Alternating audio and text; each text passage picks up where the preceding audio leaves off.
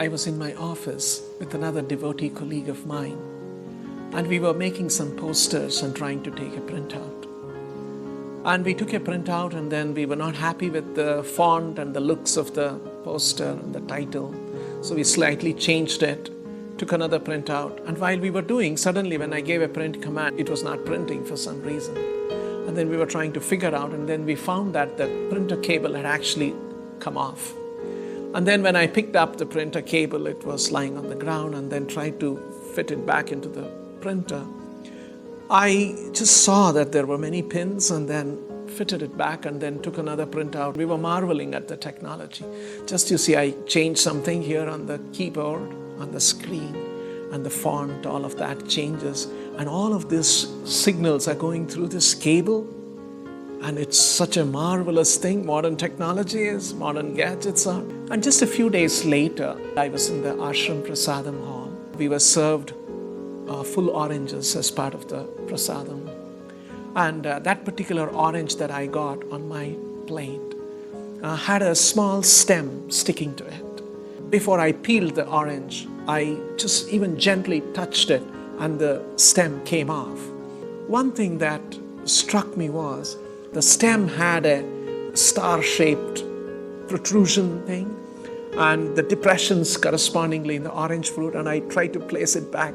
It was exactly matching. I recalled a few days back what had happened between the printer cable and the printer socket, which was very similar to this kind of a thing. When this stem was connecting to this orange, and this orange was a few days back or a weeks back in the plant, and it was green, and through this little stem and that connection, a lot of chemicals, biochemicals, were actually flowing through, and complex biochemical processes were happening in the orange fruit.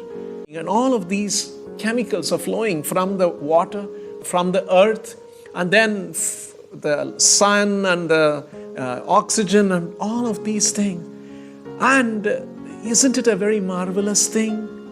Just all of this flowing through this little cable connection, the stem and the orange fruit. When the orange fruit was still unripe, the outer covering was green so that it camouflages with the rest of the plant. When it was complete, at that time, another kind of signal goes to this exterior covering of the fruit, and it begins to turn orange so that it stands out in the plant, so that animals or human beings can look at it and pluck it. Now, when you see all of these things that are happening, color is changing, the taste is changing, the aroma is changing, the right flavor, fragrance is coming, all of this flowing through that little stem. This is 1,000,000 times more complex than the printer cable changing the font or the looks of a certain size of a lettering or something. Actually, if we look around us in this world, very, very marvelous things are happening in nature. It is just that we don't sufficiently recognize, pay attention, and acknowledge. And Krishna says in the Gita, this entire material nature is under his control. Mayadhyakshena prakriti suyate sacharachara.